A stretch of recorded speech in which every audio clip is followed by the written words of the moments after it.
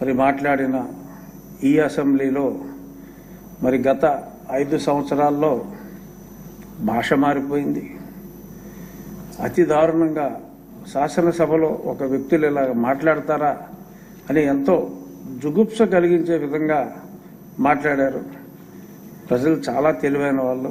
మీరు చూడండి, ఆ 1 బయటపడ్డారు, కానీ అందులో 99% జుగుప్సాకరంగా మాట్లాడిన వారందరినీ అతి ఎక్కువ ఓట్ల తేడాతో, వేలాది వేల ఓట్ల తేడాతో ప్రజలు ఓడించారు. That is democracy. సో ఒక బుద్ధి చెప్పారు, మీరు ఏం మాట్లాడతారో మేము అబ్జర్వ్ చేస్తున్నాం, ప్రతిదీ మేము చూస్తున్నాం, మనకు తగ్గ శిక్ష విధించేది ఓటర్లే అని చెప్పి వారు చెప్పకనే చాలా స్పష్టంగా చెప్పారు. మరి అది అర్థం చేసుకోలేక చిన్నపిల్లోడు చందమామ కోసం మారాన్ చేసినట్టు ప్రజలు ఇవ్వలేదు. దానికి చంద్రబాబు నాయుడు గారు కానీ లోకేష్ గారు కానీ ఎవరైనా ఏం చేయగలరు? ప్రజలు వారికి ప్రతిపక్ష హోదా ఇవ్వలేదు. ఇవ్వని హోదా గురించి ప్రజలను ఏమన్నా అంటే ప్రజలను అనుకోండి, కానీ మరి చట్టాలో లేని దాని గురించి మారాన్ చేయటం అనేది ప్రతిపక్ష పార్టీకి భావ్యం కాదు. మరి ఈరోజు ఆ పార్టీ ముఖ్య కార్యదర్శి విజయసాయి రెడ్డి గారు చక్కటి ట్వీట్ కూడా ఇచ్చారు, నన్ను అభినందిస్తూ. మరి సభ సజావుగా జరిగే విధంగా మీరు గతాన్ని గుర్తుపెట్టుకోకుండా చాలా బాగా నడిపిస్తారని చెప్పి it's a very positive statement. మరి అలాగే ఈ చందమామ మారాలు మానేసి దాకా మా అచ్చెన్నాయుడు గారు కోరుకున్నట్టు ఒక్కరోజు కాదు ఎక్కువ రోజులు ఇక్కడికి రావాలని నేను కూడా మనస్ఫూర్తిగా కోరుకుంటున్నాను. నాకు మైక్ ఇవ్వట్లేదు అంటే ఒకసారి వచ్చి చూస్తే కదా తెలిసి మైక్ ఇస్తున్నారో లేదో. రాకుండానే నాకు మైక్ ఇవ్వట్లేదు అంటే డెఫినెట్గా 11 మంది సభ్యులు ఉన్నారు కాబట్టి వారికి ఉన్న సమయం డెఫినెట్గా వారికి ఇవ్వటం జరుగుతుంది.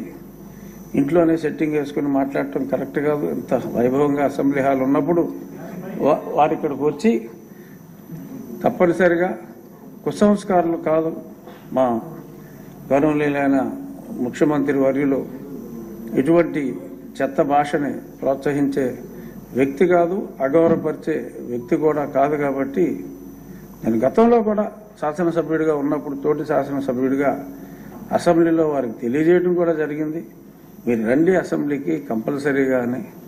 ఇప్పుడు ఉపసభాపతిగా కూడా అత్యున్నత విలువలు పాటిస్తూ మీరు హోదా మర్చిపోండి. ఎందుకంటే నాకు తెలిసిన న్యాయ పరిజ్ఞానంలో ప్రతిపక్ష నాయకుడు హోదా రాదు. మారం మానేసి వచ్చేయండి అసెంబ్లీకి, ఇది గౌరవ సభ, తప్పకుండా మిమ్మల్ని గౌరవిస్తామని చెప్పి ప్రతిపక్షానికి కూడా నేను మనస్ఫూర్తిగా తెలియజేస్తున్నాను. నేను ఎంపీగా ఎన్నికైనప్పుడు పెద్దలు వెంకయ్యనాయుడు గారి దగ్గరికి వెళ్ళి, గురుగారు మీరు నాకు కొన్ని ఎలా నడుచుకోవాలో చెప్పండి అంటే, ఒక్కరోజు కూడా పార్లమెంట్ మనకు కోవలన్ షక్దర్ పుస్తకం కొనుక్కుని ఖాళీగా పెడతావేమో, ఆయన విట్టు ఉంటుంది కదా, చదువు, డిబేట్లో యాక్టివ్గా ఉండు అని చెప్పి ఆయన చాలా స్పష్టంగా చెప్పారు. ఆయన చెప్పిన దాన్నే నేను 99% అటెండెన్స్ నాది. ఒకరోజు సంతకం పెడతాం మర్చిపోయా, ఒక్కరోజు మటుకు కరోనా వచ్చినప్పుడు వెళ్ళలేకపోయా, 2 రోజులు నేను సభకి అటెండ్ అవ్వలేకపోయాను. సో అందరికీ ఇందాక లోకేష్ గారు కూడా అన్నారు చాలా మంది కొత్త వాళ్ళు ఉన్నారని. సో వెంకయ్యనాయుడు గారి సూచనలు కొత్తవారు అందరూ కూడా పాటించాలి. మీరందరూ అందరి శాసనసభ్యులకి కూడా తప్పకుండా మాట్లాడే అవకాశం ఉండాలి అనేది నా అభిమతం కూడా. గతంలో లోక్సభలో ఉన్నప్పుడు కూడా ఒకసారి కూడా మాట్లాడిన వాళ్ళు చాలా పర్సంటేజ్ ఉండేవాళ్ళంటే అప్పుడు లోక్సభాపతి గారితో, ఓం బిర్లా గారితో నేను ఆయనతో చాలా స్నేహంగా ఉండేవాడిని.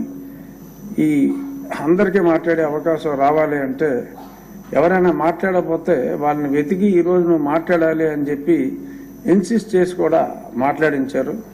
అలాగా ఏ ఒక్కరిని కూడా అవకాశం ఉన్నంత వరకు నేను వదలను, కంపల్సరీగా మాట్లాడమనే కోరుకుంటాను. సమయం ఉన్నప్పుడు లైబ్రరీకి వెళ్ళి మరి గతంలో పెద్దలందరూ మాట్లాడిన ఆనిముత్యాలు లాంటి మాటలు, ఆ రోజుల్లో డిబేట్ అంటే నేను పార్లమెంట్ లైబ్రరీలో కూడా చాలా విన్నాను. చాలా కన్స్ట్రక్టివ్గా ఒక నాయకుడు ప్రతిపక్ష నాయకుడిని అద్భుతంగా గౌరవించే విధంగానే మరి సాగేవి. మరి ఈ బూతుల కల్చర్ అనేది అన్ఫార్చునేట్గా ఈ సభలోనే గతంలో జరిగింది. అటువంటిది డెఫినెట్గా రిపీట్ అవ్వదు. పెద్దలు పవన్ కళ్యాణ్ గారు ఒక సూచన చేశారు, విమర్శ మరి ఈ సోషల్ మీడియాని కంట్రోల్ చేసే విధంగా ఒక చట్టం అని. ఎందుకంటే సోషల్ భావ వ్యక్తీకరణ వేరు, మరి ఒక స్త్రీలని అవమానకరంగా మాట్లాడటం వేరు. భావ వ్యక్తీకరణ పేరుతో దిగజారిన భాషతో మరి మహిళల్ని అవమానకరంగా మాట్లాడటం అనేది, అది కూడా సభలోనే మాట్లాడటం అనేది అత్యంత హేయం.